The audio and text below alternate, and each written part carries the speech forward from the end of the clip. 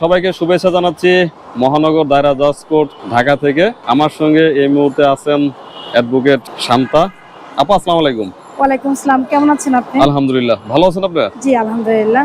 আচ্ছা আপা, ইদানিং গণমাধ্যমে বলি আর সোশ্যাল মিডিয়াতে বলি এই যে বিয়ে সম্বন্ধে বেশ আলাপ আলোচনা হচ্ছে, অনেকের ভিতরে বেশ কৌতূহল উৎসাহ যে এখন বিয়ে করতে গেলে প্রথম স্ত্রীর বা আগের স্ত্রীর অনুমতির প্রয়োজন নাই।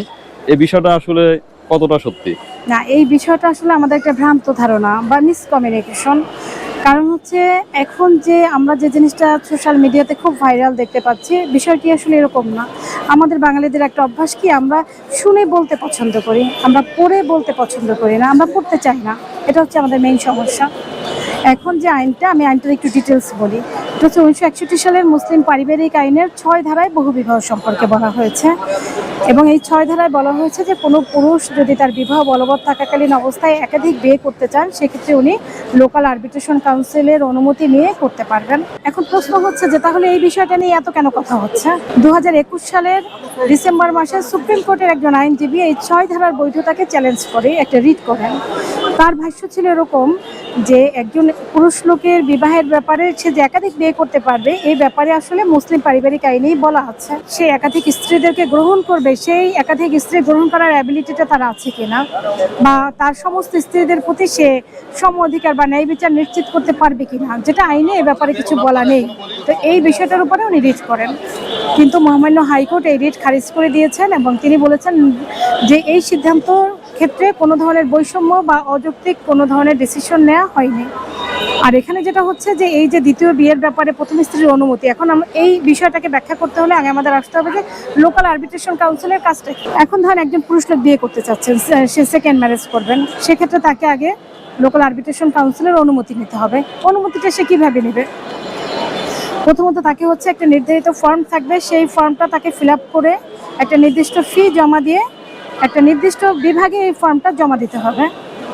দেন তারপর সে কেন দ্বিতীয় বিয়ে করতে চাচ্ছে, দ্বিতীয় বিয়ের কারণটা ওখানে উল্লেখ করতে হবে, এবং তার যদি পূর্বের স্ত্রী বা স্ত্রীগণদের অনুমতি আছে কিনা সেই ব্যাপারটাও কিন্তু ওই ফর্মের মধ্যে তাকে লিখতে হবে। তাহলে আমরা কেন বলছি যে দ্বিতীয় বিয়ের ক্ষেত্রে প্রথম স্ত্রীর অনুমতি লাগবে না? এবার কি আপনি বুঝতে পেরেছেন ব্যাপারটা? জি, তাহলে আবার বিষয়টা হচ্ছে যে আমরা যেটা লোকাল আরবিট্রেশন বলছি, লোকাল আরবিট্রেশন কাউন্সিল, সেটা হচ্ছে সালিসি আদালত। যেটা আমি ইউনিয়ন পর্যায়ে বাস করি, তাহলে সেই সালিসি আদালতের চেয়ারম্যান হচ্ছেন ওই ইউনিয়নের চেয়ারম্যান সাহেব। তো ওনার নেতৃত্বে একটা বোর্ড বা সালিসি আদালত বসবে। সেখানে যদি তারা মনে করে যে, এবং সেখানে কিন্তু আরো একটা কথা বলা আছে, স্ত্রী বা স্ত্রীগণদের প্রত্যেকে একজন করে প্রতিনিধি নিয়োগ করবেন, ওখানে থাকবে। তো ওনাদেরকে নিয়ে একটা সালিসি হবে। সেখানে যদি তারা সবাই মনে করে যে আসলে ওনার দ্বিতীয় তৃতীয় কিংবা একাধিক বিয়ের প্রয়োজন আছে, বৈধতা আছে, সেক্ষেত্রে সে পারমিশনটা পাবে। তখন সে আপনাকে একটা কাগজ দিবে বৈধতার, সেটা নিয়ে আপনি বিয়ে করতে পারবেন। তখন এটা আবার কাজী অফিসে আপনাকে সাবমিট করতে হবে। কিন্তু আমাদের দেশে অনেক ক্ষেত্রে হয় যে আমার যতটুকু ধারণা, আসলে কাজী সাহেবরা কি সেটা কি তদারকি করেন কিনা, তাদের কাছে দেয় কিনা, আমার মনে হয় দেন না কেউ, বা কাজী সাহেব চান না। কোনো আইনই কখনো সাকসেসফুল হবে না যদি আমরা সচেতন না হই আইনের ব্যাপারে।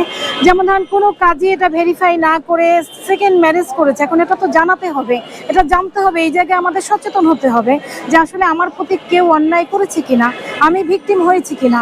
এখন আপনি ভিকটিম হয়ে যদি আপনি নীরব থাকেন, সেক্ষেত্রে আসলে আইন কি করতে পারবে আমাদের জন্য? এখানে আমাদের সচেতনতাটা হচ্ছে সবচেয়ে বড় ব্যাপার। আর এখানে কিন্তু কাজীর একটা রেসপন্সিবিলিটি আছে। কাজী তার লোকাল আরবিট্রেশন কাউন্সিল কি অনুমতি দিয়েছে, কোন প্রেক্ষাপটে দিয়েছে, আদৌ দিয়েছে কিনা, সমস্ত ব্যাপারগুলি সে জাস্টিফাই করবে, দেন সে বিয়ে করাবে।